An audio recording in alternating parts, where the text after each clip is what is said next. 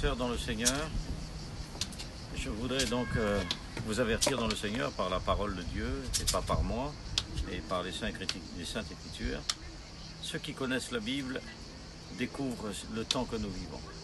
Nous vivons des temps fâcheux, nous vivons les derniers temps. Alors l'horloge de Dieu, il est très tard. Nous sommes entrés dans la dernière heure finale. Nous comptons en secondes, et ce n'est pas certainement pas les événements qui a fixé le temps du retour de Jésus-Christ. Les événements ne sont que le signe par rapport à son retour. Mais heureux et saints ceux qui ont part à la première résurrection, la seconde mort n'a pas de pouvoir sur eux. Devenir un chrétien ou être un sauvé, c'est un homme heureux.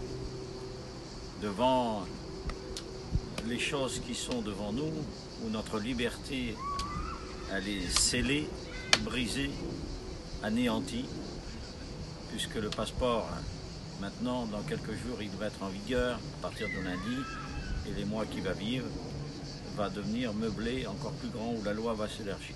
Ce n'est qu'une préparation des préliminaires de l'Antichrist. Nous vivons le temps de la grâce, et dans la grâce, l'Apocalypse dit, voici, nous dit bien sûr, je te garderai en dehors de la tentation qui va venir sur les habitants de la terre. Nous n'attendons pas la colère de l'agneau, ni l'apparition de l'impie. Nous attendons le Seigneur qui revient.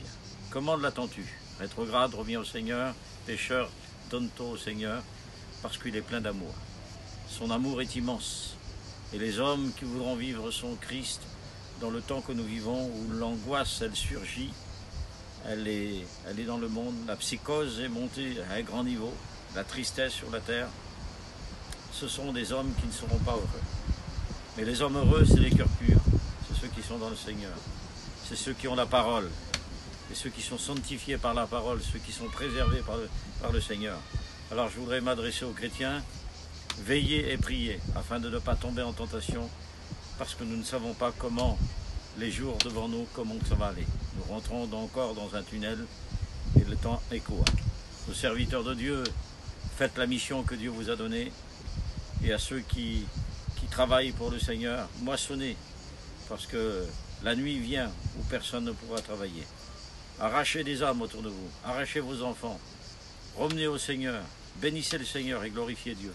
Que Dieu vous bénisse. Amen.